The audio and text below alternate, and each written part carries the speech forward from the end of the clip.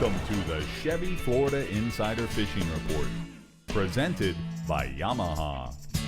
Hello and welcome back to another week on the Chevy Florida Insider Fishing Report with myself, Brie, Gabrielle, and Captain Rick Murphy as your host.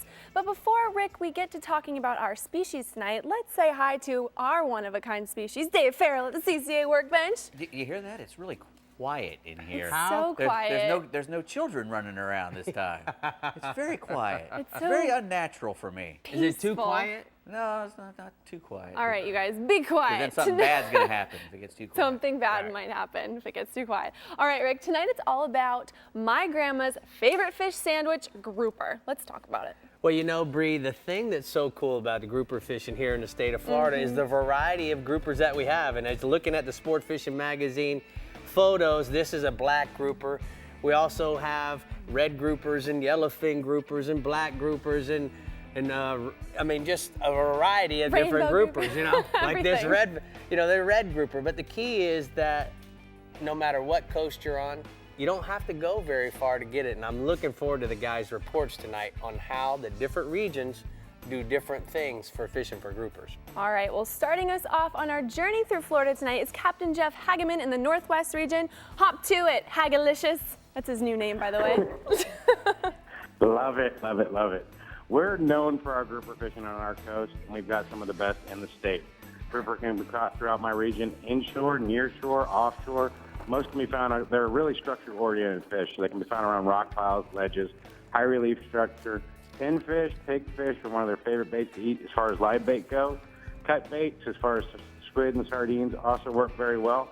We've got most of the species, gags, true blacks, which is the carburito, reds, scamps, yellow edges, snowies, goliaths on our coast, and they can be found in anywhere from 4 feet of water on out to 100 plus feet of water. Tackle you want to use is pretty heavy gear, either heavy spinning or heavy conventional gear. 4-aught high-speed reels are usually the mainstay for them. 50 to 80-pound main line, 100-pound plus leaders. Smaller butterfly rods and reels are getting more and more popular with braid on them, with 80-pound or higher braid. You get a lot of really good pressure with them, which keep them get in the rocks and get you tangled in them. We've got a couple of things in the wintertime that's really interesting in my region that you can fish. Up north of me in Tampa, in the Wackasasa, from Bayport basically to Wackasasa, in the wintertime, these fish move up in the shallow water rock piles, and you can catch them on anywhere from 6 feet of water on out to 20 feet of water and throw trolling plugs at them or lip plugs at them like the Magnum Rapalas. And also in the shipping channel in Tampa Bay, well, actually in the wintertime, we'll troll in the shipping channel, which is a man-made structure that's pretty deep, and they'll come into that shipping channel region and we'll troll jigs, big heavy jigs and big lip plugs for them. But I've got a photo there of Christina Stewart with a nice Goliath grouper caught while fishing with me. Wow, that's looking good there, Hag. Now, before we go further offshore, I want to take a look at the navionics from your region. Now, you spoke a little bit about this shipping channel, and just north of there, what I decided to do this week is using the app, the Navionics app on my smartphone, as well as I have it loaded in my iPilot. But anyway, the key is that I want to tell you that I noticed that we had a couple things here. So looking at the next photo, what I did is I took the cursor and I put it basically on this wreck. And when I tap on this particular question mark, goes to the third photo. And what happens, guys, through this Navionics $14 app, now I have the GPS coordinates. All I would have to do is push boat to, and my iPhone is actually now become a GPS. So the key is that I have a backup GPS by simply having the Navionics app on my Apple iPhone. So guys, you might want to check that out. All right, Hag, what else you got going for us this week? I've got snapper fishing. Captain Jason Weinberger of Ruthless Fishing Traders out of St. Pete reports a great snapper bite right now. Right now our fish are getting in that spawn period. We're going to be spawning around on the last moon and the next moon. And they're going to be on any kind of high relief structure from 4 to 100 feet of water. All these fish are going to be conjugated right now. The shipping channel is another place to go catch them. Any kind of hard bottom, any kind of structure right now is going to hold a large concentration of snapper. You want to use as light a leader as possible. 15 to 20 pound Suffolk fluorocarbon leader works really well. A 16-pound suck-up jig is also a great lure to use with tailhook shrimp or a little sardine on the back of it. And the fish right now are running anywhere from 1 to 4 pounds. You got a photo there of Kevin, Becky, Hope, Donnie with some nice snapper. All right, well, let's go ahead and go inshore, Bub. Captain Mike Anderson of Real Animals out of Tampa Bay reports a great redfish bite right now. The fish have been schooling in the upper top slot of the fish, and they've been a little bit oversized on the upper part of the tide, on the high tide. Cut baits have been working well. Also, Strike King Swimming Caffeine Shad has been working pretty good too. And the trout bite from Crystal River right now to Keaton Beach has been really good. Good limits are easy to obtain. Some good-sized fish are still here. Most of the fish right now are a little deeper because the water's a little bit warmer, so you want to get up to that deeper flats at 4 to 8 foot and that broken bottom in the grass flat. You want to work a small Cajun Thunder with a small jerk bait behind it in white or a new penny or a pinfish under a Cajun Thunder is also a great bait. And Dave, good luck with the show today. All right, thanks so much, Hag. We're going to go ahead and take a look at the Drummond Community Bank hotspots from the Northwest region. Inshore, snook on the outgoing tide and on the incoming tide, fish creeks, potholes, and cuts. And then offshore, snapper in 20 to 120 feet of water over high relief structures. Use shrimp and small sardines for bait and free lines. All right. I kind of blew that, didn't I? iPie? What's an iPie? iPad. I couldn't talk. iPad. Okay, well, Panhandlers, Captain Pat Deneen has some really great news for those of you targeting grouper this weekend, right, Pat? Yeah, Brie, I spoke with Brent Rometty, Hi, Captain Pat. Brent Rometty over at Port St. Joe, and he tells me the grouper fishing right now, south and southwest of St. Joe, is as good as it gets. The three main targeted groupers up in the Panhandle are the gags grouper, the red groupers, and the scamps. But the deep water groupers like the snowies and the yellowfins are definitely getting more popular. The gags are out of season until next week, so primarily the reds and the scamps are being targeted. Captain Brent says you're going to find the red groupers on natural bottom in 150 to 200 foot of water, and the scamps are going to be generally a bit deeper in the 200 to 300 foot range.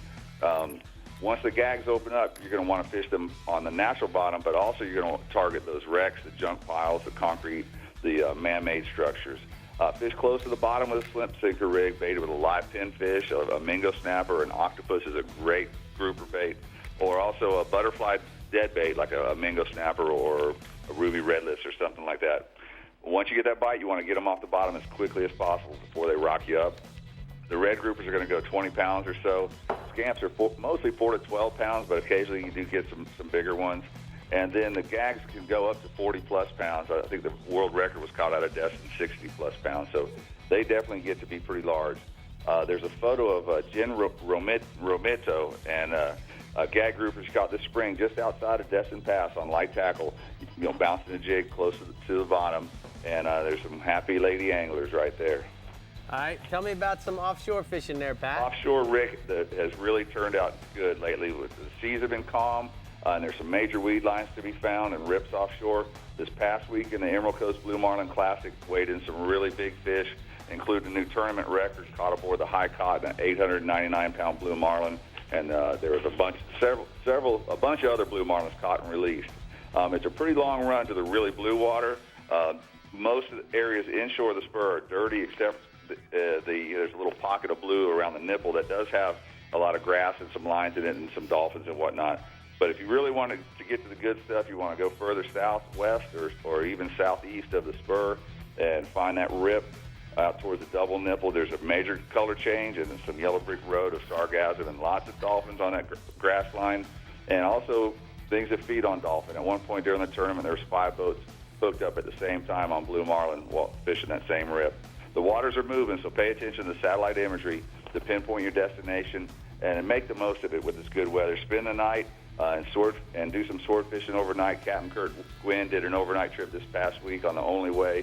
He came home with a box full of dolphins, marlin release, and about 150-pound class swordfish. So the blue water scene is doing really good right now. All right, let's Moving inshore. Go ahead. Same deal with the weather. It's been hot and the winds are light. It's perfect conditions for tarpon fishing.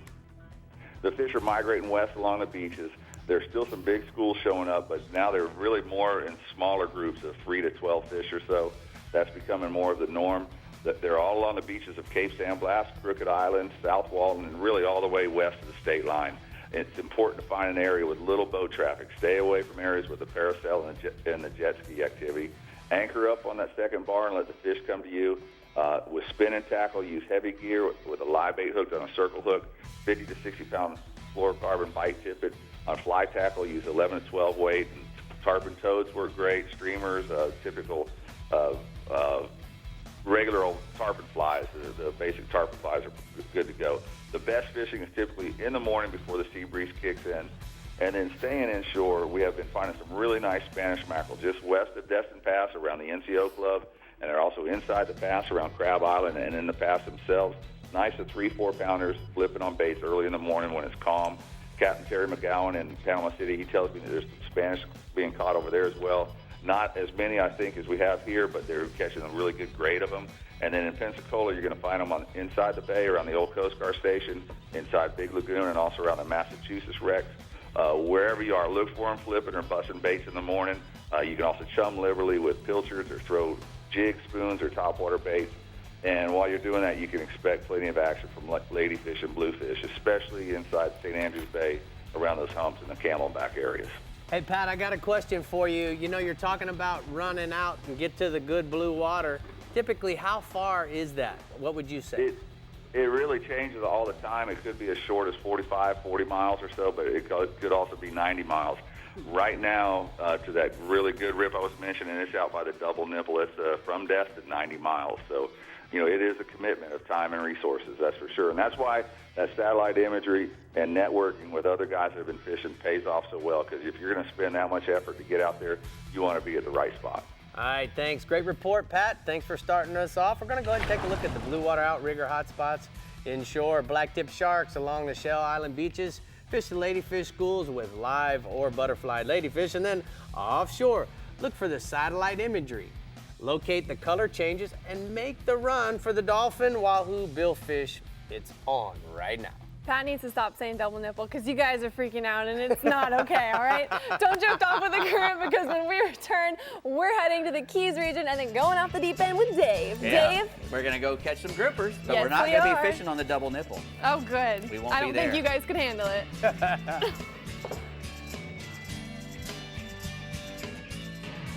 The Chevy Florida Insider Fishing Report is brought to you by Chevrolet, find new roads. Yamaha, reliability starts here. Contender Boats, performance through innovation. Humminbird, simply, clearly, better. Decks and Docks Lumber Company, Florida's dock and seawall supplier. And King Sailfish Mounts, www.kingsailfish.com. When we created the Silverado Rally Edition, we figured, why stop there? These 4 new Silverado Special Editions are just the beginning. From this year's fastest-growing full-size truck brand, Chevy Silverado.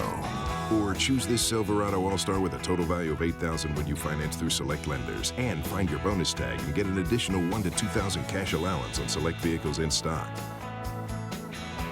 Yamaha's next-generation V6 4-strokes are changing the game. Mid-range power was awesome. Fuel, the burn, it's unbelievable. Couldn't believe the speed and the fuel economy is pretty impressive. Yeah, I couldn't believe the power. It was like it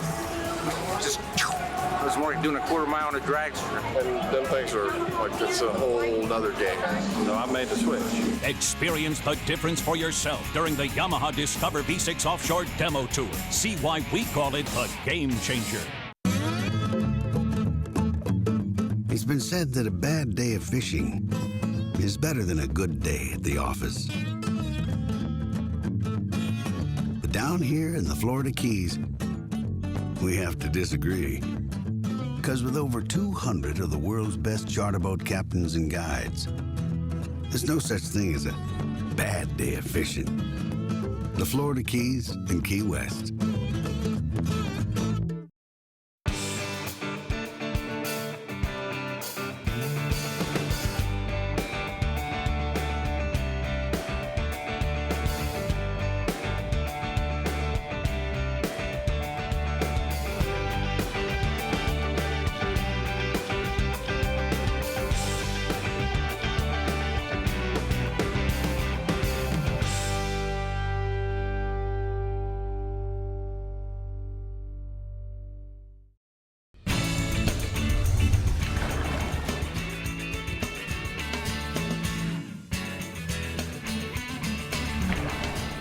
now it's time for the FWC News and Notes. June 27th, there's a kids fishing clinic in Cape Canaveral. July 11th, there's another kids fishing clinic in Palm Coast. For more information, visit myfwc.com. Now it's time to go off the deep end.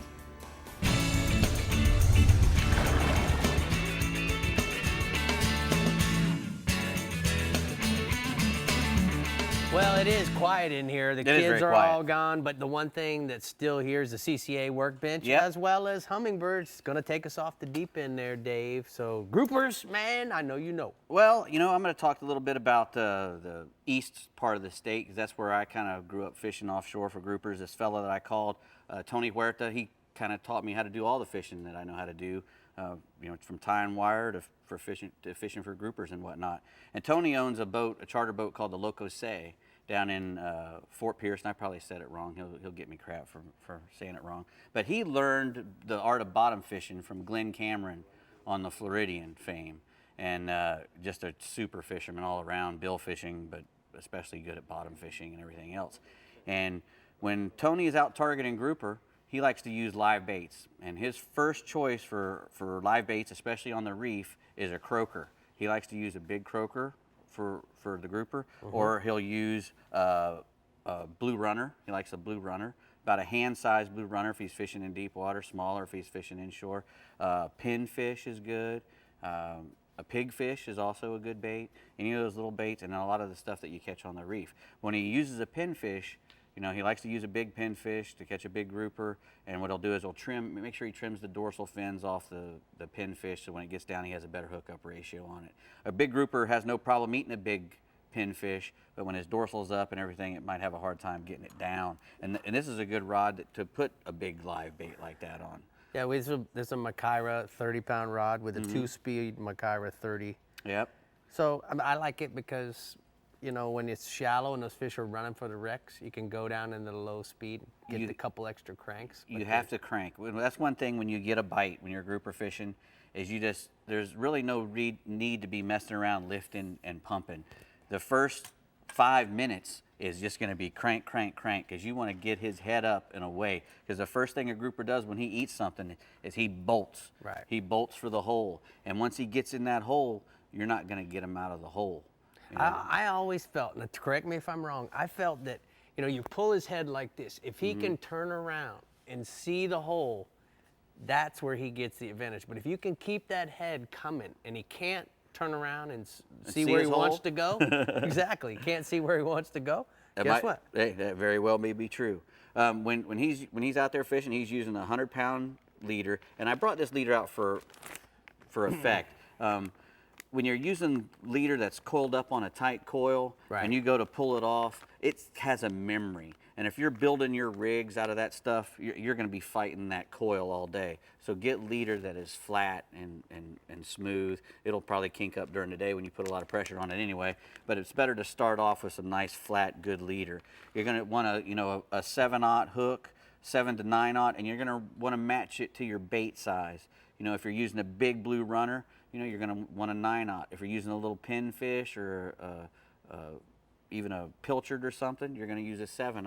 And you want to use a circle hook.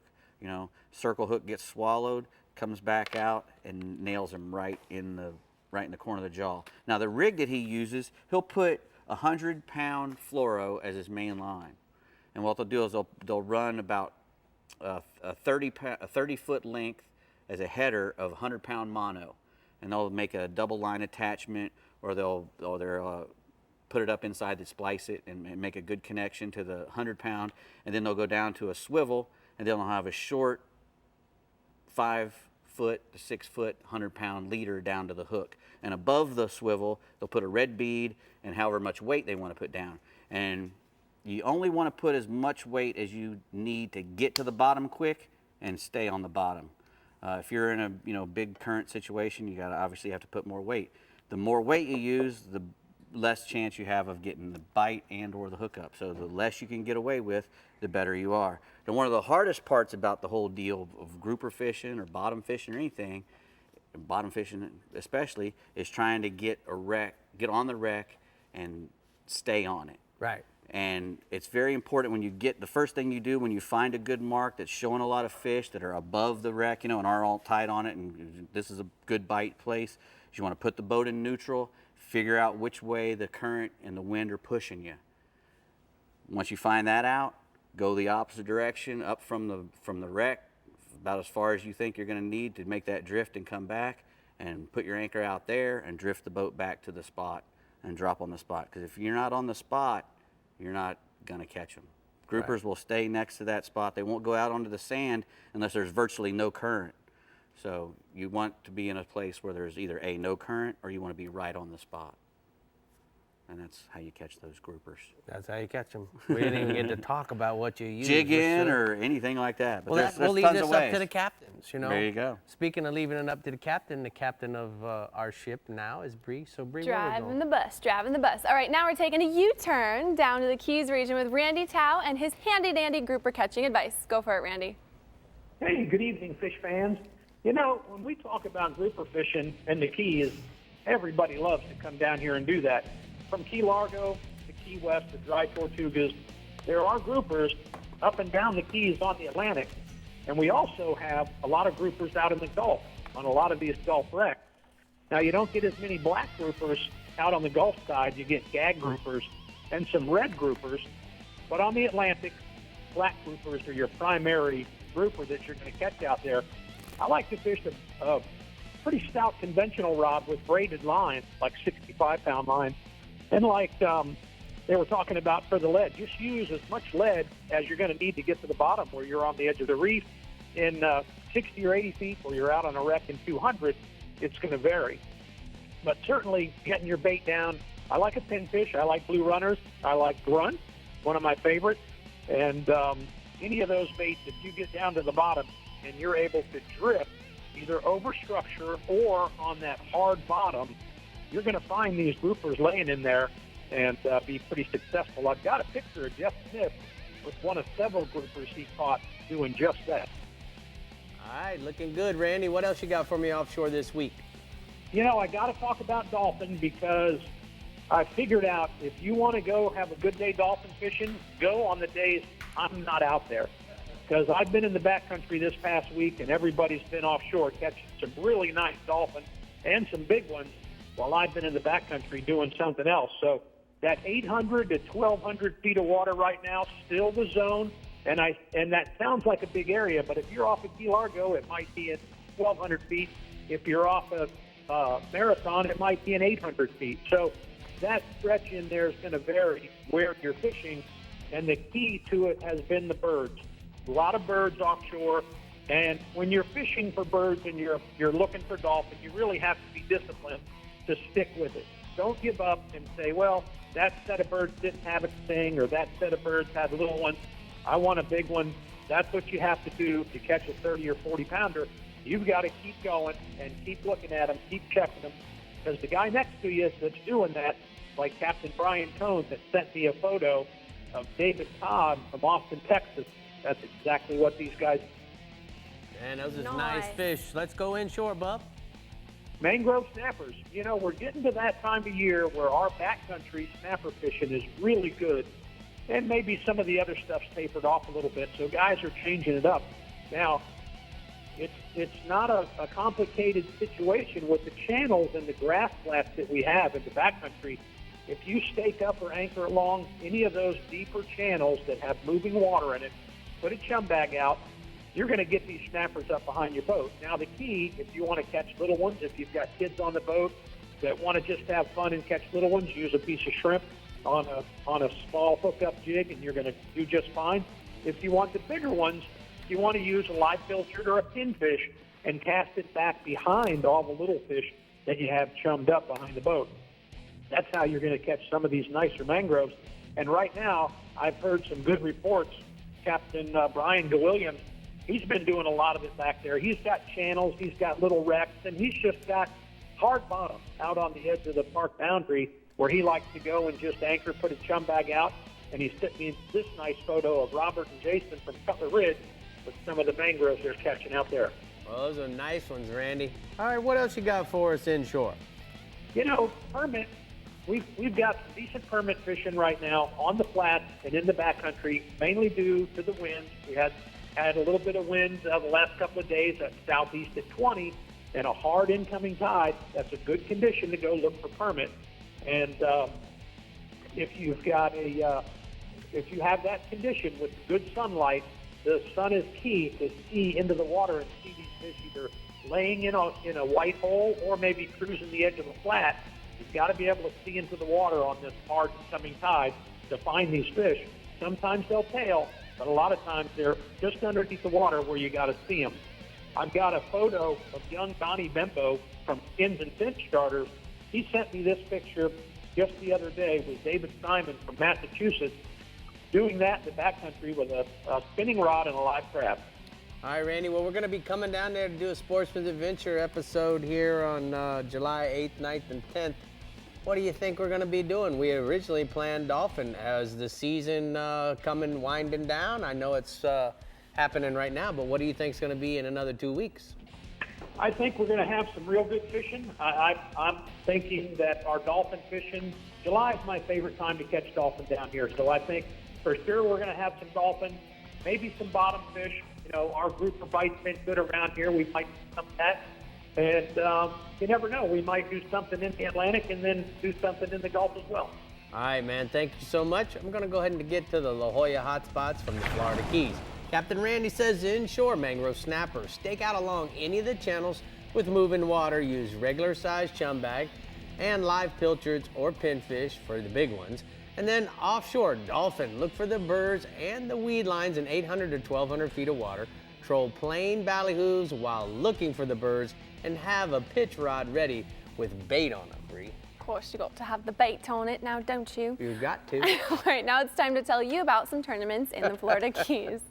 Sometimes I like to get my British on. All right, celebrating its golden anniversary, the Key West Fishing Tournament continues through November 30th and awards citations, interesting, and other prizes focusing on more than 40 different species. This is a free tournament with entry forms available at tackle stores in the Lower Keys and Key West. You can fish with some of your favorite former Hurricane sports stars at the University of Miami Sports Hall of Fame Celebrity Dolphin Tournament this weekend in Isla Mirada. Among several charities, proceeds benefit Habitat for Humanity of the Upper Keys and the UM Sports Hall of Fame. The Bacardi Oakart Key West Marlin Tournament, scheduled for July 22nd through the 25th, features $50,000 in guaranteed cash prizes, including a $25,000 award to the first place team. The contest is held each year during Key West's annual Hemingway Days Festival. The Hooked on Kids, Kids Charity Fishing Tournament, set for August 6th and 7th, is headquartered at the Marriott Key Largo Bay Beach Resort. And then we're going to have another 90 kids here in the studio, Rick. Just kidding. And now let's hear from our trusty correspondent in the Florida Keys, Andy Newman. Well, hi guys. During his lifetime, the late angling pioneer Dale Brown caught and released more than 500 permit off the Florida Keys. Now, this would be a huge accomplishment for any angler, but Dale Brown caught each and every one of those permit on fly. And so the Dale Brown tournament, set for July 11th to the 14th, honors his legacy.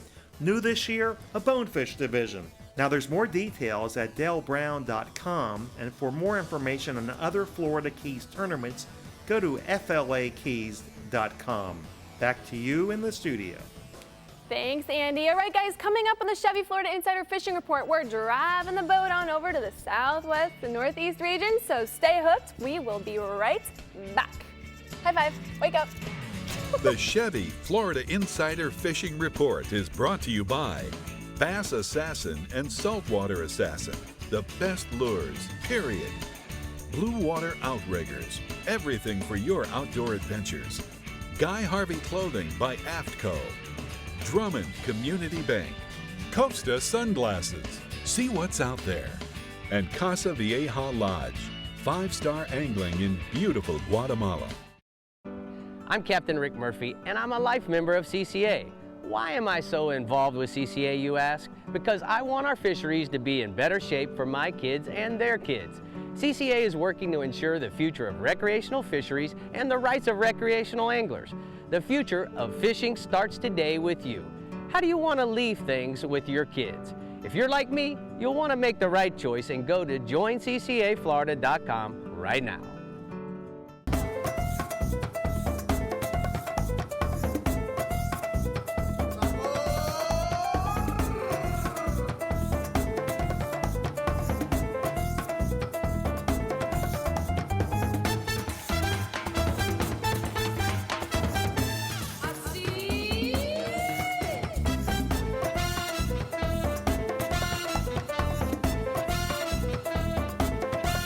Plaza Vieja Lodge, Guatemala. Can a truck change how people feel about a guy? We talk to real people, not actors. We showed them 2 pictures of the same guy in the same location. The only difference?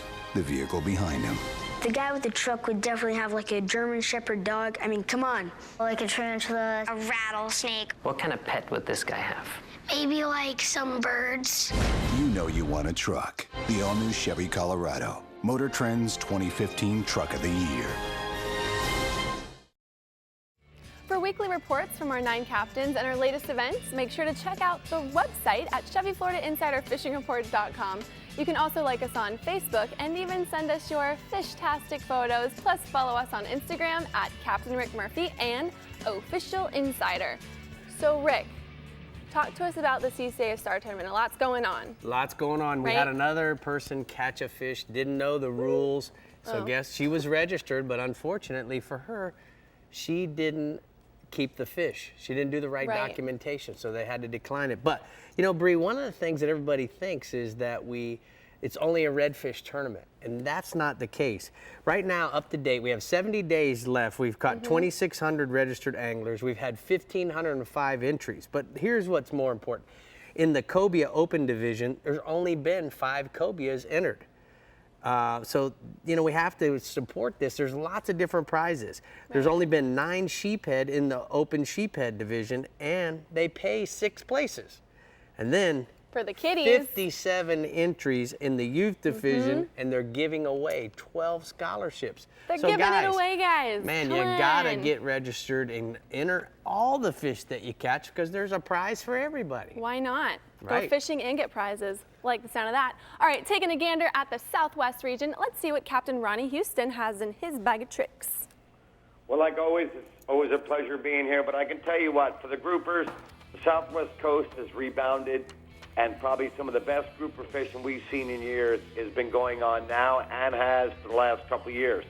But let's talk a little about if a guy wants to do it on the inshore side, where primarily you want to get the groupers on the offshore side.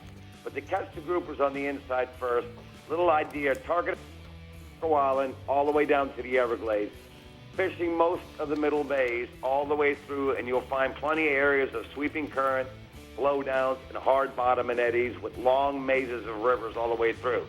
Now, to catch these fish generally in there, you could use live pinfish, 5 to 7 inch lip plugs, large rattling crankbaits, or you want to try the trolling method in those areas. Now, generally, wintertime would be your best bet for the guy who wanted to try to do that. But like I said, the offshore is where you want to go to get the groupers, and it's almost generally a guarantee. Now, what you want to do is target along the outer coast, mainly targeting wrecks, artificial reefs, ledges, and an abundance of hard bottom, whether it's big or small. Most of the fish you're going to catch are reds and gags. Now, the most popular is drifting or anchoring. Both will work, but for a guy who's got a skiff or a bay boat, try to target 18 to 25 feet depth by basically just trolling large lip plugs or bouncing 3 to 5 ounce white bucktails with glowworms or squid. Now, you can also catch fish 25 to 40 feet, but you might have to weed through the smaller ones to catch your keepers. But generally, the further out, the better, 40 to 100 feet, and the baits include white bucktails with squid or glowworms, live grunts, pinfish, squirrelfish, or a variety of cut baits, including squid, herring, and sardines. Now, for the guy who's been trying this and hasn't got it going on, there's several guides in the area. They'll take 4 to 6 people. They'll catch a couple $100 a piece, learn the pattern, see what this guy does, then get out on your own, and I promise you're probably going to be a little more successful. And I've got a picture of a red grouper sent in by Captain Josh Greer of XXL Charters, Caleb Shoemaker with a red grouper caught this time of year, and these are the type of fish guys are catching right now. But still on the offshore side, we're going to go to the yellowtails and the mangrove snappers. Summertime heat, light winds, moderate days. You want to concentrate right now from Sanibel to Stump Pass, depths of 55 to 75 feet of water, fishing hard bottom and ledges. Now, the key, like always for these fish, is chum heavy to find the fish. Once located, what's been happening is, guys, the yellowtails are coming up to the top, but the bangs are just below. You can freeline live shrimp or cut ballyhoo, cut thread fins, or chum live pilchards, depending upon where the fish are in the water column now. Small weight might be needed. You can flatline or simply use bucktails tip or drop back baits on troll rights This bite's been pretty good for the last couple weeks and will continue on. Now, on the inshore side, concentrate on the black drums. Tides are important here. You want to concentrate on mid-incoming or late afternoon outgoing from the middle bays of West Pass to the Houston River down in the Everglades. Finding this fish when the water is lower is the key. The better concentration of oyster bars and oyster bar shorelines is what you want to look for. These fish will be tailing or slowly cruising. It's a big surprise. When you see an 8 to 15 pound black drum tailing, it's a sight to see. So be cautious and approach these fish with stealth. Once spotted, though, scented shrimp imitations or cut shrimp, throw into them. Once you throw it to them, leave it in front of them. Let them smell it and go and pick it up on their own. And generally, these fish will be in groups. If you see them tailing, just like redfish or a couple fish in the area, they will be grouped up. So that's a good bite going on right now on artificials or cut baits. Also, the redfish. You want to concentrate on them on the last of the incoming to the first of the outgoing, half of the outgoing, in the Estero Bay area from Rocky Bay to Hickory Bay, along independent islands and long stretches of mango shorelines. You can use live pilchards, live pinfish, cut ladyfish, but slowly work on the trolling motor if you don't want to sit still. Throw in topwater plugs and boner, chartreuse, and chrome, also gold spoons, but pitching soft plastic, bass assassin 4-inch paddle tails and root beer, golden grim, mud bug, or Houdini also have been working on a quarter-ounce jig head. Right now with the weather we're having, offshore and inshore with the good weather, bites going on and fishing's been pretty good. Hey, Ronnie, I got a question for you before we go to the Florida Outdoor hotspots. You know, you've been using the Akuma stuff now for over a year. Tell me what you like and what rods you're using right now. Well, like I said, this is a couple combinations I like. Getting close to the mangroves and fishing tight, I like the Cedros 40. It's got a heavier drag, using about a 7-foot medium heavy rod. But the guy who wants to throw artificials all day, I strongly suggest the RTX 40 or 35. It's a light graphite reel with a medium 7-foot spinning rod. You can go either way, but you know what? I'm really impressed with these reels since I've been using them. Ain't had a problem with them since. All right, great job, Ronnie. We're going to go ahead and take a look at the Florida Outdoor Experience hotspots from the Southwest region. Inshore, Tarpon, Wiggins Pass to Boca Grande, fishing the beaches and passes on the outgoing water using threadfins, pinfish, and live crabs. And then offshore, Permit, Rabbit Key to Gordon's Pass, fish Rexon 7 to 20 miles out using live crab. Be careful. We're now entering the Derringer Zone in the Northeast region, where Captain Tommy Derringer might tell you too much and you just might catch too many fish. So just be careful. There's too many groupers. There's just too many. Too many. There's just too many. You know, guys, the Strike Zone Northeast region is a great place to catch some grouper. Grouper is definitely an offshore species here in my region, and you can catch them year-round, although it seems like late winter and into springtime is going to be the best, and that's when they come in pretty close to shore that time of year. Now, we do have some big Goliath grouper around inshore along some of the bridges and at the inlets, as well as some of the nearshore numbers, but the groupers that most anglers are going to be looking for are going to be offshore on the ledges, reefs, and wrecks. I spoke with one of our grouper experts, Captain Billy Hunsicker from EndlessSummerCharters.com out of the Conch House, and he tells me he's catching some nice gag, scamp, and red grouper right now, and he's out there pretty deep in the 140 to 200 foot range. And he's basically looking for any kind of structure out there, but he tells me that a lot of times the smaller ledges are going to be holding some of the biggest grouper. And you're probably not going to mark a lot of those fish on your bottom machine, but if you find a good ledge, it's definitely worth a drop right now.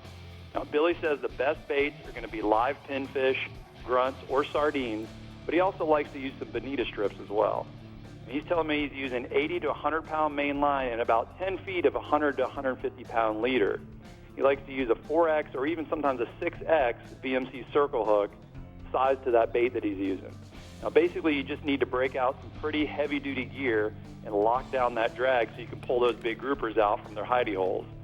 Now, one thing Captain Billy tells me is you're definitely going to need to get anchored up current of the spot you're fishing if you want to pull those fish out of the structure. Now, I got a picture here. This is Captain Billy with a 40-plus pound gag grouper he recently caught on his boat, the Endless Summer. Now, also offshore, you know, the kingfish bite is still going really strong right now. I spoke with Captain Jeffrey Crabtree from RightSpotCharters.com, and he tells me he's been slaying the kingfish offshore anywhere from about 80 to 140 feet. Now, Jeffrey says that he's trying to match the hatch right now, and if you can get some blue runners or some live sardines, you're definitely going to find some hungry kingfish. He says the pogies will work, but those kingfish out in the deeper water are really keen in on those other baits. He says that the live bottom and ledges are going to be holding the bigger fish, but pretty much all the wrecks, both offshore and nearshore, have plenty of smaller kings up to about 25 pounds on them. And like we say all the time for all different kinds of species, if you find the bait out there right now, you're going to find some kingfish.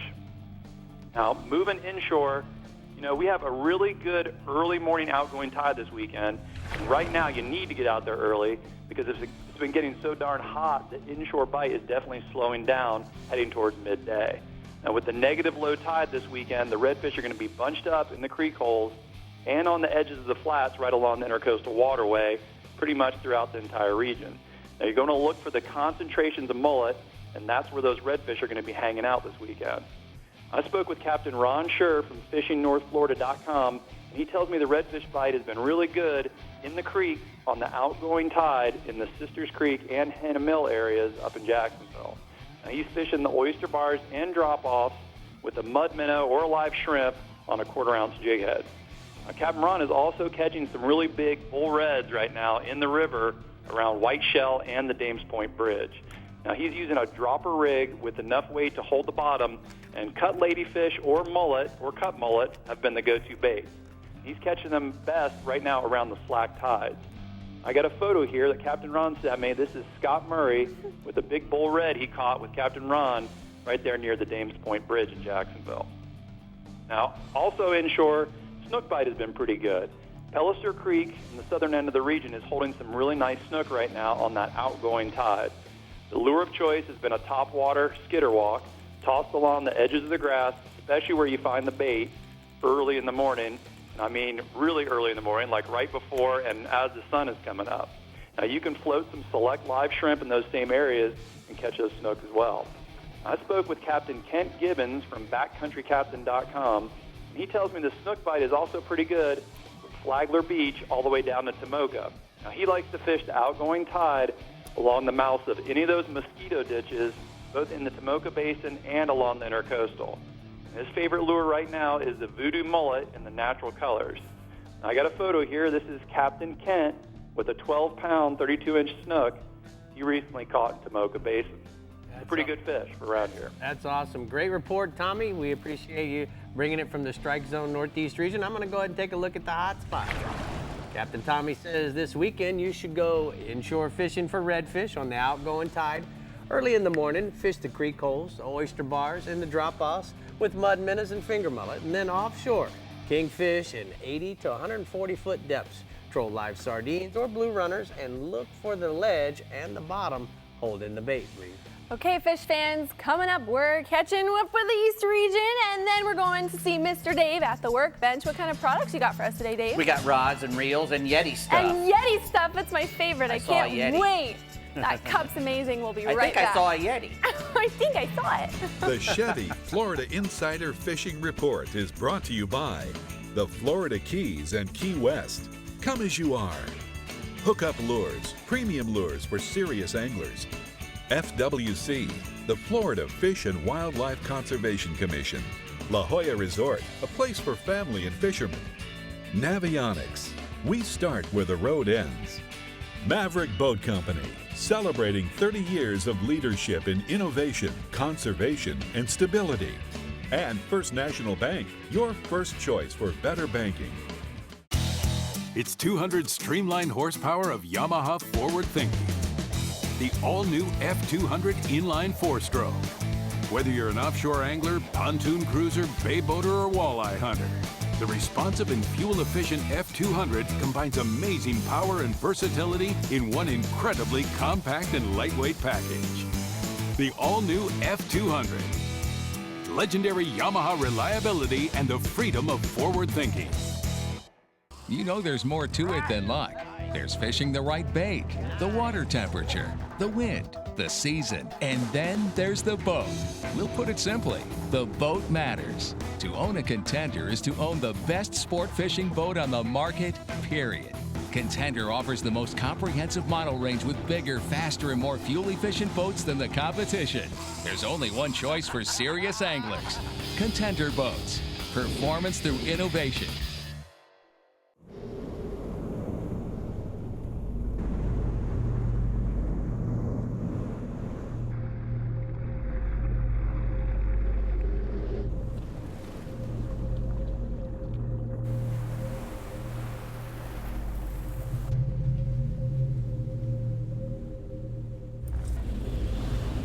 all fishermen are created equal.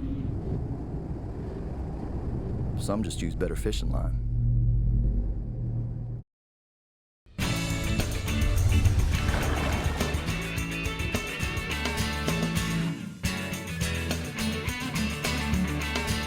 Well, we're over here at the CCA workbench, and man, We are.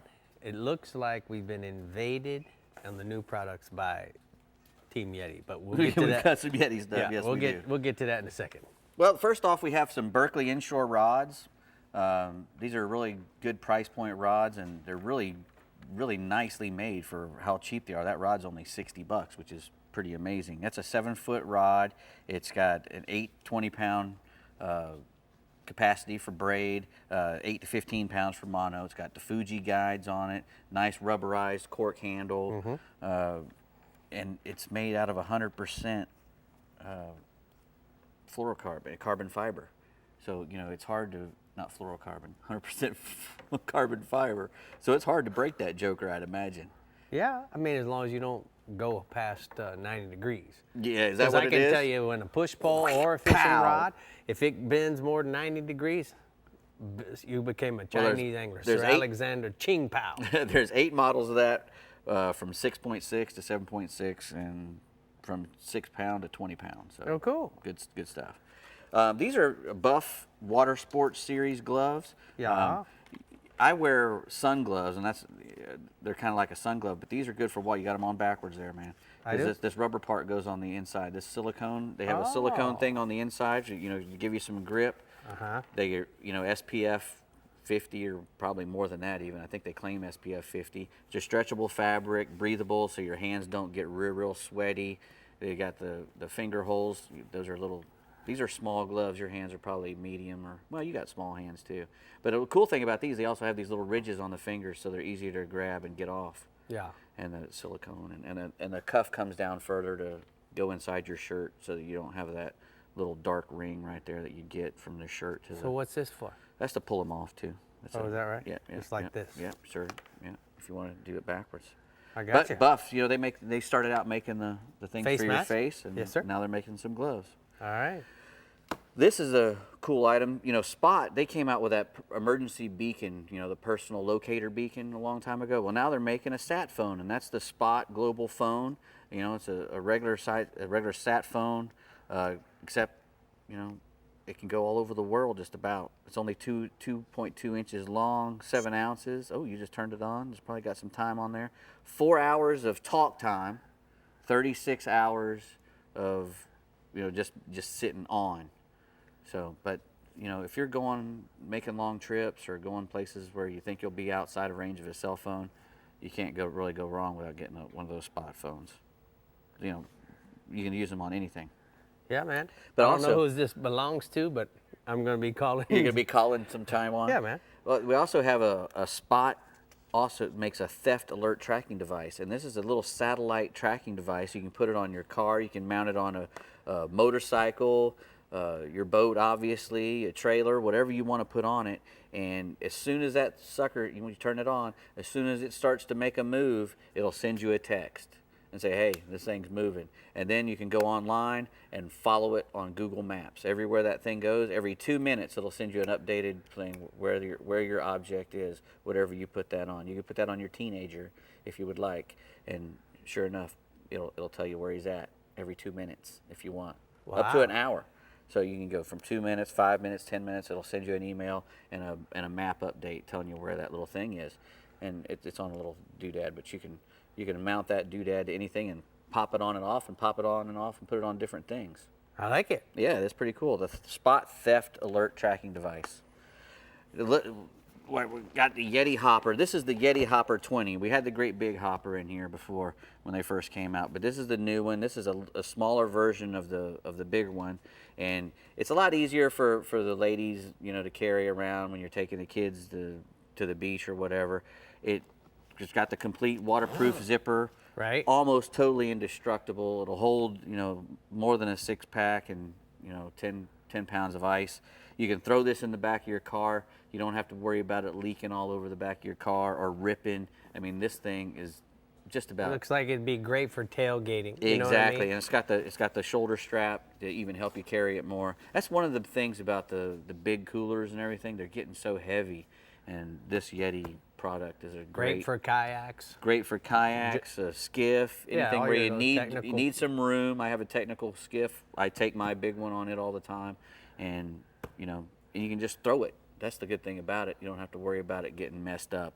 And most soft-sided coolers, you treat them bad, you're going to be cleaning up messes all the time. They're going to start leaking. This thing won't leak. It's indestructible. YETI. YETI makes YETI. good stuff. Gotta like them. I'm gonna take that for my new Maverick HPXS. No, this belongs to Drew Towns. You can't have this one. Tell Drew to send YETI to Your me. buddy Drew. Yeah. Hey, what you got over there, Brie? I see you sporting a cup. It's my superhero cup, Rick. It's The Rambler. Like the Rambler, the YETI Rambler. I'm so obsessed with it, and I might be a little late to the party, but I don't care. It's my favorite cup, and you guys should get one too. All right, moseying our way down to the East region with Captain Mike Holliday. You know he always has something good to say. Hey, Mike. Hey, Brie, how are you? Pretty good with my YETI Rambler, sipping on some water. Nice. Yeah. Just rambling along. Rambling Well, along. This is kind of, the time of the year when the black and the gags grouper head out to deeper water.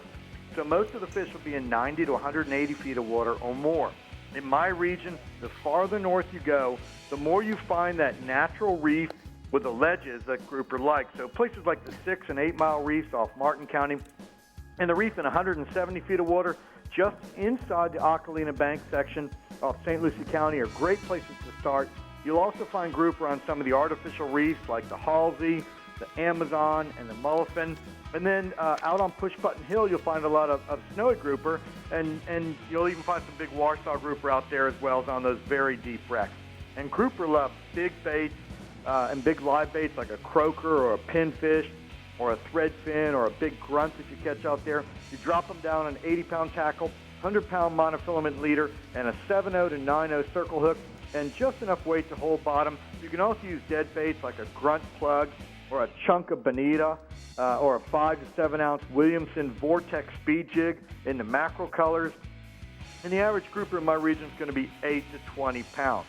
So moving offshore, there's been just a spectacular sailfish bite the last week in 100 to 160 feet of water, basically from Hope Sound Public Beach all the way north Jensen Public Beach. I was out on Saturday. We raised 4 sailfish, and I spoke with Captain Greg Snyder. He had 4 on Sunday and 5 on Monday, and Captain George Gotts had 7 on Wednesday, all in that same region. The best action's been around the Rankin Artificial Reef, where there's a good concentration of sardines and cigar minnows. That bait is what's drawing the fish. But, the fish have also been arbitrarily out in the open around all the scattered weeds. A lot of the sailfish are big. You can pitch them anything from a live threadfin, a full-size threadfin, to a pilchard or a Spanish sardine or a goggle eye or even a small blue runner. But you want to fish them on 30-pound tackle with a 60-pound leader and a 7/0 VMC tournament circle hook. Average sailfish in my region has been 40 to 50 pounds. I got a photo there. That's Lee Smith, and he hooked that sailfish out in 150 feet of water on a live pilchard. All right, let's go inshore, Mike. Well, the tarpon migrate through my region in June and early July, and so far it's been a pretty decent year for numbers of fish, although a lot of the schools aren't eating, particularly in the middle of the day. That being said, the dawn and dusk tarpon bite has been steady throughout the entire region, with schools of fish on the beach and smaller pods around the inlets, particularly right before dark, in areas like the Crossroads section in Stewart right before dark, and the inside of the Fort Pierce Inlet right before dark are going off. Tarpon are just kind of garbage cans when it comes to food. You can throw them a lure like a blue and chrome Yozuri crystal minnow, or a soft plastic like a lime truce 5-inch dye dapper. The best action though is going to come on live bait with pilchards, redfins, sardines, and even live mullets, the most popular offerings. And then live crabs, they work really well around the inlets on the outgoing tides, and on the beach fish, you can free line them on 50-pound fluorocarbon leader and a 4/0 circle hook. Downsize the hook when you go to the crabs. Average tarpon in my region is 70 to 120 pounds. I got a photo there, a couple photos actually. That's 115 pounds of meanness right there. That's Valerie Larson. She hooked a lead tarpon from a school of 500 fish and just put the wood to it. It was kind of crazy. She was fishing with her husband, Eric Larson. That fish was probably 150 pounds, and it ate a live pilchard. She never gave up on it. She looks like she's got some great technique there, Mike. Let's go ahead and see what else is happening in shore snappers. You know, we've got a building moon, so the mangrove snapper fishing is going to get better every day this week and into early next week as those fish come in close to the shore to spawn with a full moon. Right now, you can pick an inlet or a bridge or a seawall with rocks near an inlet and just find good concentrations of mangrove snapper. Now, there's a lot of small sublegal fish in the mix, but there's also some 3 and 4 pounders in the mix that are just starting to show up, and more showing up every day. The key for the snapper fishing in these areas is to fish the slack tide, when the fish come away from the rocks to feed, you know. And the favorite snapper bait, for me, it's a 3 to 4 inch Spanish sardine, fished either live or dead up tight against the rocks around the inlets. You can also do well with juvenile pilchards or threadfins. Even small maharas work well, and even live shrimp works well. And you just, you know, if you get a chance, you want to chum them with handfuls of chum, like glass minnows or juvenile pilchards, and then you throw your bait out into the mix. The average snapper's going to be 1 to 2 pounds. All right, we got to talk about the bass fishing like we do every week. What you got? Well, you know, Lake Okeechobee, I talk about it a lot. It's probably the #1 lake in the state. It continues to produce big numbers of fish, and this week produced a lot of big fish. Reports coming from the south end of the lake, from Belglade to Clewiston.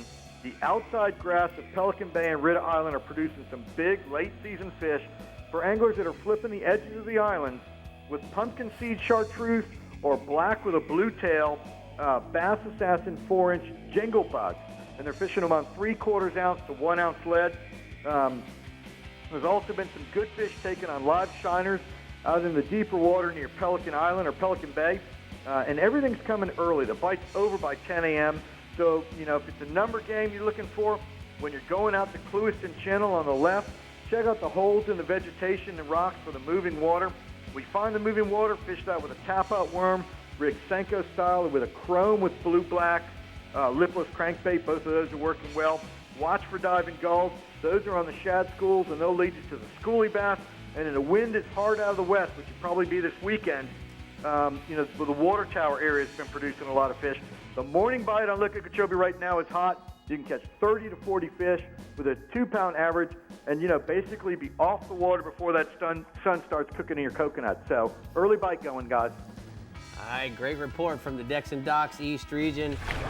Let's take a look at the inshore snook, trout, and redfish on the west bank of the Indian River from Power Lines to Midway Road. Copper Juice or Houdini saltwater sassons with an 1/8-ounce jig head is going to work for them. And then offshore, mangrove, muttons, yellowtail snappers in 65 to 90 feet of water off of Jupiter. Cigar minnows, sardines on a triple hook rig, Brie. You know what, Brie? What? Why don't you show everybody what that grouper or that bass looks like when you always see and they put them in their face. They always got their fin sticking out. Did Mike say cooking coconuts? Yeah, Mike said he was You don't want to be cooking your cooking my coconuts. coconut. All right, coming up on Kafifer, we are seeing how the bite is over in the southeast and central west region, so stay tuned. We'll be right back. Look at that Yamaha. The Chevy Florida Insider Fishing Report is brought to you by Rapala. Catch the latest at Rapala.com. STARTRON. Cures and prevents ethanol fuel problems. YETI Coolers. Built for the wild. CCA Florida, the voice of recreational anglers for over 30 years. Strike Zone Fishing. Guy Harvey, marine wildlife artist and conservationist. And Sea Sucker, vacuum mounting systems. Serious fishermen demand quality equipment on their boats and on shore. That's why Florida boaters have trusted Decks and Docks for over 20 years for dock lumber, hardware, and accessories. Tough products that stand up to the roughest environments, and elegance to please the most discerning homeowner tastes. Decks and Docks, supplying waterfront customers with lumber, decking, and seawall, with 10 locations across Florida. Which car company has the most 2015 models with a 5-star overall vehicle score for safety, ranking from top to bottom? I associate the safety with the luxury vehicles. Probably Japanese cars. I think Toyota. The final answer, Chevy. Yeah, this is what you want for your family. They thought about me. Safety is everything. Find your Chevy bonus tag, find your deal, like $2,500 total cash allowance on select cruise vehicles in stock. Find new roads at your local Chevy dealer.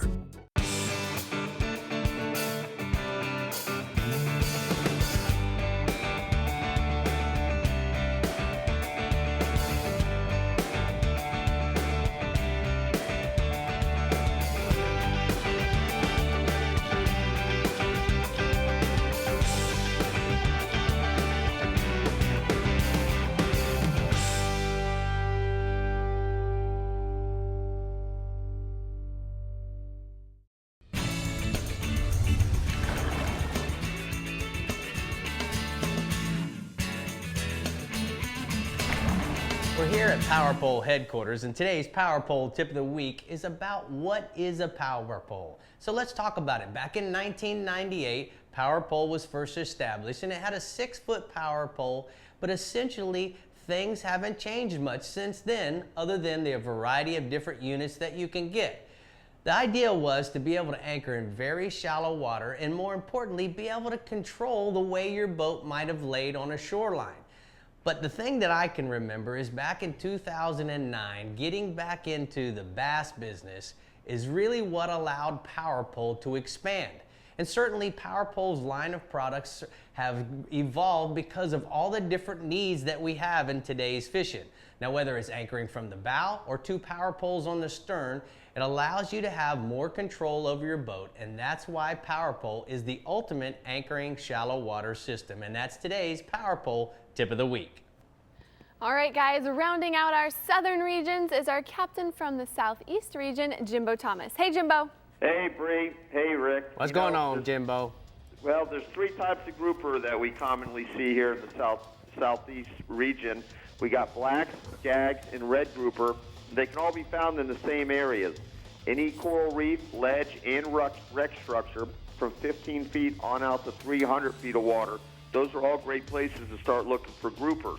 Now, this time of the year, when the water is warm, most of the grouper are found in the deeper water, say from 90 feet on out. They can be caught drifting or anchoring over structure and fishing with live pinfish, grunts, blue runners, or just about any other good live bait for that matter.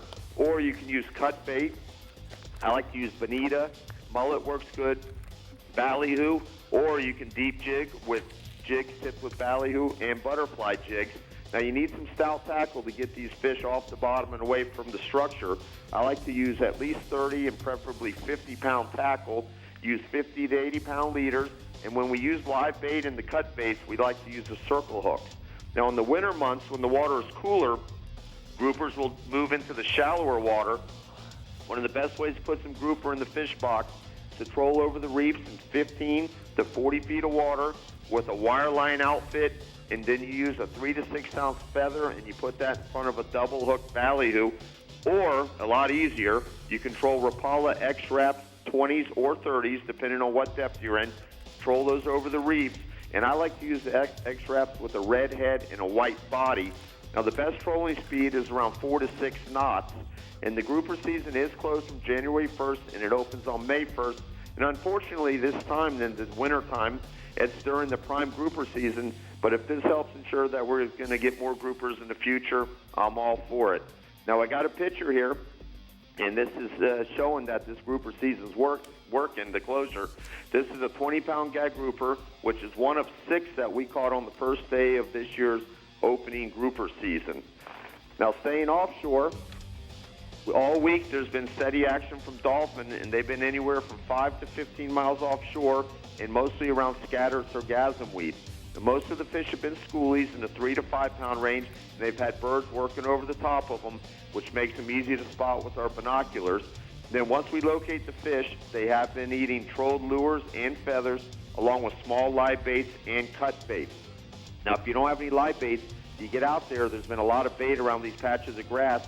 You can drop your sabiki rig down there, catch a few live baits as you go, or if you happen to find something floating, typically live baits under that too. Now, the few larger fish that have been caught, they've been under frigate birds and also around floating debris. Now, moving inshore, the flats of the south end of the region have been seeing some really good permit fishing last few days. Captain Joe Gonzalez, he's been fishing both the inside and outside flats from Soldier's Key south to Angelfish Creek, He's finding both cruising and tailing permits. Look for hard bottom flats with good moving water, and they've been found on both the incoming and outgoing tides.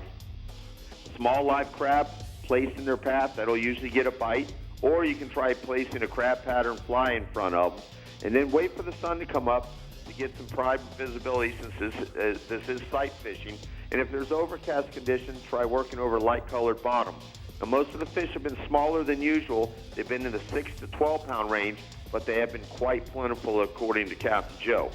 Now, also inshore, the tarpon action has been really good throughout the region. All of the inlets and their adjacent beaches have been alive with tarpon. In the north end of the region, a live mullet is the preferred bait. To the south, a live crab is the top bait. Now, the tide isn't much of a factor when you're fishing the inlets, just as long as the water is moving. And all of the bridges of the Intercoastal Waterway, they've also been holding tarpon, and they've been feeding on both live crabs and live bait. The bridges have been best at night, fishing the shadow lines on an outgoing tide. Our good buddy Camp Bouncer Smith, he's been fishing on both the north and south sides of Government Cut. He's been using live crabs. He's been getting anywhere from 5 to 10 tarpon bites per evening with fish up to 100 pounds. All right, great report from the Captain Harry's Southeast Region. Jimbo, we're going to go ahead and take a look at the First National Bank of South Florida hotspots. Inshore, drift live crabs in and around the inlets for the evening tarpon. And then offshore, head offshore and search for the dolphin under the birds, weed lines, and floaters. Brie. And now we're going to hear from our enthusiastic captain in the Central West region, Captain Jeff Page. Dun, dun, dun, dun. He got married last weekend. Congratulations, Jeffrey. Yeah, it was really nice. Oh, I'm so happy for you. All right, well, you know what? In the STARTRON Central West region, we have an ample supply of groupers and a variety of ways to catch them. This time of year, it's mostly in the Gulf, and for the bigger, better fish, it starts out 110 feet on out. Look for the red groupers and the gag groupers on most of your hard bottoms and ledges, as well as roll-offs and wrecks. Standard bottom rigs are the most popular with live pinfish, pilchards, squirrelfish, grunts, etc. Make sure you always bring a couple boxes of frozen sardines as well, because they'll always come through in a pinch. Many a nice gags are taken on big hook-up bucktail jigs in that 1 to 3 ounce range, and lip plugs like the X-Wrap 20s or 30s. This time of year, it's hard to beat the pink or chartreuse color. In the fall, the gags move up in the bays and can be taken trolling in the Skyway Ship Channel and over many of the marked artificial reefs throughout the entire region. One last note, but definitely not least, trophy Goliath groupers are holding on most of our reefs and wrecks and bridges along the entire Central West region. A couple of grouper photos tonight. First, I've got one of Bobby Maserado with yet another true black. He got off Venice on a big hand-sized pinfish. And second, we have Miss Elaine Algier with a tank Goliath she caught while fishing with your friend and mine, Bobo Johnson of Tenacity Guide Service. Bobo Johnson, I love it. All right, go ahead. Tell me what's happening offshore. All right, second species permit. Rick, we've been having a lot of slick, calm mornings, and you know what that means. Captain Matt Gregory reports permits holding on top of the wrecks and reefs in that 7 to 11 mile range. Look for groups of permits holding on top of the reefs on these calm mornings. Cast free line, smaller pass crabs out in front of them. Reel it right down to them. Make sure you've got 6,000 to 8,000 size reels on stout 20 to 30 pound rods, because they're going to run, and a lot of times they're going to go down. Permits are averaging 15 to 25 pounds. Going inshore, snook, it's hard not to talk about the snook fishing, Rick, because I'm not joking. When I say it's easier to catch a snook than it is a redfish, that's just how it is right now. That'll change once we get into July, but for right now, try throwing bone, chartreuse skitterwalks, or bone super spooks in and around the bait schools, holding on the grass flats and oyster bars around Long Bar Point or Terracea Bay, or Ski Alley and Rag Alley down around Stump Pass. As for you live baiters, free line pilchards are tough to beat, and you can cast them along the beaches and all the inlets on the incoming tide to producing quality snook. Remember, the water's 87 to 89 degrees, so handle with care and release quickly. I've got a snook photo from Father's Day Sunday with my annual Father's Day crew, Richard and David Emery of Marine Supply, with a couple nice snook they got with me in the morning, and then I went and got married in the afternoon. Yes, you did. All right, one more species, trout. Trout bite remains strong on the deeper patches of sand and grass off Emerson Point, Rattlesnake Key, and Bishop's Harbor. Throw saltwater assassin sea shad in the Houdini pattern rigged on a quarter-ounce hookup jig head. After setting up a good drift according to the direction of your wind, specks are averaging 6 to 20 inches. Real quick note, Rick, your brother-in-law Mikey Taylor and his team aboard the Hooker won the Billfish division of the Suncoast Shootout out of Marina Jackson, Sarasota, with a 650-pound blue marlin, 80-pound white marlin, and a sailfish. All right, Jeffrey, before you go, I do have a question for you. You're running the Pathfinder 23 HPS with a SHO 250. Now, you know, we have STARTRON. Tell me how you like to mix the fuel. Are you burning regular unleaded? Are you burning the 89 octane, 93? Yeah. And which one are you using? I usually use mid-grade 89 octane, Right. not non-ethanol, because every 3 tanks I put a whole bottle. Our friend Greg over at STARTRON said you can add a little bit at a time. He said, but he just likes to throw a whole bottle in, a 16-ounce bottle. So about every 3 tankfuls, third time at the gas tank, I just add a 16-ounce pint of STARTRON fuel additive. And then every now and then, I add something I saw in the new products the couple weeks ago, is that new STARTRON ring additive. Right, the ring clean. All right, bud, well, thank you. Good job. I'm going to go ahead and get to the sea sucker hotspots from the Central West region. Inshore, snook. Walk the beaches during the morning hours, fly casting white clousers or spin casting small white X-wraps at the groups of snook up and down the beach throughout the entire region. And then offshore, red grouper. Quality reds have moved out a click to 120 to 140 feet of water. They're holding over hard bottom and ledges throughout the entire region. Well, Rick, we only have one more region left, and that must be the Central East region, so stick around for that and more only on KFIFR. Chevy Florida Insider Fishing Report. The Chevy Florida Insider Fishing Report is brought to you by Chevrolet, find new roads. Yamaha, reliability starts here. Suffix, the world's most hardcore fishing line. The IGFA, conservation through education. Get your hands wet. Florida Outdoor Experience.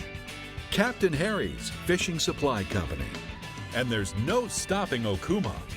Introducing Helmmaster, Yamaha's first fully integrated digital boat control system. With Helmmaster, you can start your outboards with a swipe of a fob and control them with a single lever.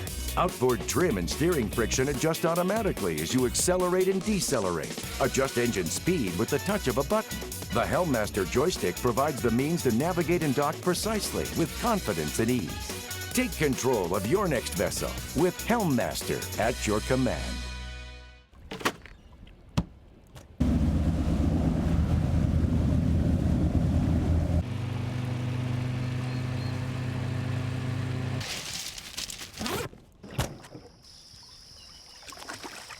Introducing the YETI Hopper. Leak-proof, ice for days, tough as nails. Built to go the extra mile, and then some.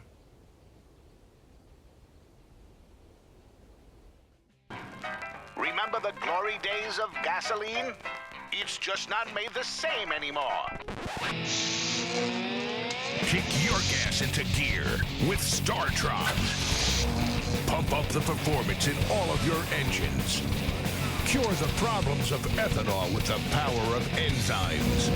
And maximize your mileage every time you drive. Kickstart your engines with STARTRON. Can a truck change how people feel about a guy? We talk to real people, not actors. We showed them 2 pictures of the same guy in the same location. The only difference, the vehicle behind him. The guy with the truck would definitely have like a German Shepherd dog. I mean, come on. Like a tarantula, a rattlesnake. What kind of pet would this guy have? Maybe like some birds. You know you want a truck. The all-new Chevy Colorado. Motor Trend's 2015 Truck of the Year. The Florida Fish and Wildlife Conservation Commission recently created the Gulf Reef Fish Survey and needs your participation. The information you will provide will help the FWC paint a better picture of Gulf Reef fisheries. Through this program, researchers will be able to better determine how many people in Florida are targeting reef fish like red and vermilion snappers, groupers, amberjacks, and gray triggerfish. Participating in the Gulf Reef Fish Survey is easy, and there's no cost. All you have to do is visit license.myfwc.com, click on Purchase a License to add Gulf Reef Angler to your cart. You can also sign up when renewing and purchasing a saltwater fishing license at any retailer such as tackle shops, sporting goods stores, and tax collectors' offices. Now, if you're 65 or older, you don't need a license, but you will need to get the survey. Want to know more, including who is required to participate and what reef fish species are part of the program, visit myfwc.com/fishing and click on Saltwater Recreational Regulations and Gulf Reef Fish Survey. What do you think, Gulf Reef? I'm thinking it's good. What are you thinking? I'm thinking that we got more snapper than we've had. We've got more grouper than we have. The FWC seems to be doing a really good job at managing the fishery. But you know what? If we don't fill out the survey, we aren't going to know. We aren't going to know. That's right. FWC, woo woo. Okay, Jim, it's time to shine. So tell us what the Central East Region Bite is up to this weekend. Pretty please. Well, it's been pretty good, and I wanted to lead off real quick. I got a late photo this week from my buddy up in Ponce Inlet, Austin Marciano. He was fishing on the Jaeger bomb, which is something that we all know about. But I tell you what, he was fishing 150 feet of water with a white jig and got a 43-pound grouper. So there's some studs up here. But we also get scamps, reds, and a bunch of other kinds of grouper and little kitty Mitchells and things here. You're going to find them all through the reefs and wrecks in the Central East region. Right now, though, our best bet is typically that 21 and 27 fathom ridges or the Opalina Coral Ridge known as the cones that's out in that 250 feet of water. But there's a multitude of wrecks, basically between 120 and 240 feet that we can get grouper off of. Right now, there's some shallow water stuff in between Ponce Inlet and Canaveral that some guys get some surprisingly large grouper off of as well. So don't think of them as just a deeper water species, but right now they typically are in a little bit deeper water than what they are at other times of the year. Pinfish, grunts, and chunk baits like bonitas and barracudas work really good. Or, like Austin's fish, jigs can work very good. Vertical jigs work pretty good, but most of the fishermen like a 10 to 24-ounce nylon hair jig. And the seasoned guys that I've talked to prefer a jig with some glow paint or a glow skirt on it because it becomes more visible when you're in those deeper depths. Now, our average grouper run from about 10 to 18 pounds, but like we say, some of them can get up over that 40-pound range. Now, offshore, we've also got king mackerel. They have made a big return this week to the Central East region. Now, the larger fish seem to be cruising inside of about the 65-foot mark, and blue runners, sardines, and pogies are the top three baits that you anglers control to go get them. Offshore, 70 to 90 feet, the reefs and wrecks seem to be having slightly smaller fish, but they are typically more numerous when you get out there. Those fish are typically running about 10 to 20 pounds on average. Now, swinging inshore, redfish is a staple here in my Central East region, and a bunch of anglers have had a fantastic week that I've talked to over the last couple of days. A lot of oversized fish are coming in, but there's a lot of fish right now in that Indian River area between Vero Beach and Sebastian, and we also have some redfish schools roaming the northern flats up around the Mosquito Lagoon and also in the northern Indian River. So, places like Tiger Shoal, Preachers, the flats around Pardon Slough, all holding good reds this week. And Rapala Skitterwalks in the bone and redhead, or the just straight bone, seem to be working really good until about 8 a.m. Then you guys and gals want to switch and go with a 4-inch Assassin Sea Shad or one of the new 5-inch dye dappers and rig them on a weedless hook. Especially that new Assassin weedless swim bait hook seems to be working really good. And a lot of those fish are running 24 to 33 inches. Now I've got a photo of a Rapala Skitterwalk, and you can see that the fish right now are extremely aggressive. They're taking baits deep. They're really, really pounding on topwater plugs. And with this skitter walk that's way down this redfish's throat, you can tell that they are definitely feeding on finger mullet right now. Now, my last species for the night is speckled trout. And right now, twitch and wraps in the smaller 08 size skitter walk topwater plugs are working well for them. And so if you guys and gals go look for those the twitch and wrap is an older plug that's been brought back. Look for them in that olive green or that hot flash color. Those two seem to be working good. Or that 08 size skitter walk in the bones. They imitate small finger mullet or the little pigfish that we use out here in the Mosquito Lagoon. You can also get live pigfish and put them under an Assassin quick cork. That seems to be working really good. But with the water temperatures climbing right now, they're hitting the 90-degree mark by about mid-morning, so the trout schools seem to be moving around a lot. You want to look for them in the shallower 2 to 3 foot flats till about 9 or 10 a.m., and then after that, go out to the 4 to 5 foot flats that are just adjacent to those places, and that's where you're going to find where the trout have moved to. Now remember, gang, if you're not just moving around from day to day. I mean, these fish aren't moving around from day to day. They're moving around like from hour to hour because the heat is going to make them move to where it's a little more comfortable for them. So stay on your toes, get out there, and you can catch some really nice trout right now. Now, here's my last photo of the night. I've got Pete Mills with one of those Central East region trout that he caught with me this week. All right, well, thanks for batting cleanup, Jim. We're going to go ahead and take a look at the hookup lure hotspots from the Central East region. Captain Jim says inshore trout on the Spoil Islands from Sebastian to Port Malabar. Use live pilchards or croakers for fish up to 12 pounds. Whoa. And then offshore, gag groupers on the 27-fathom ridge. Use live baits on the standard bottom rig. Whoa. What are you doing? The reports may be in, but don't you want to know what we're catching next week? Stay hooked. We'll be right back. He was going to hip check me, weren't you? I was.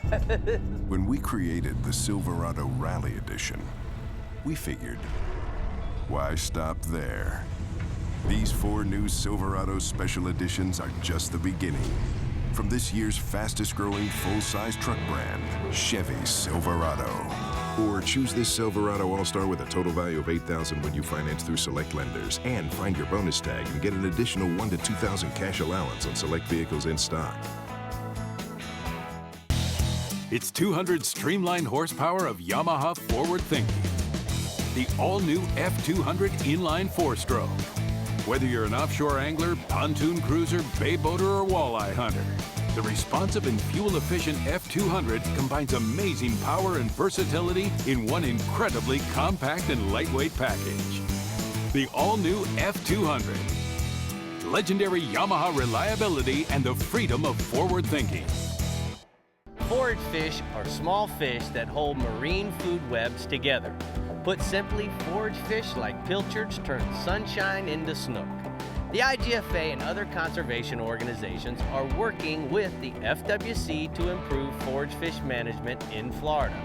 Ensuring that there's enough food in the water for our game fish will maintain Florida's legacy as the fishing capital of the world.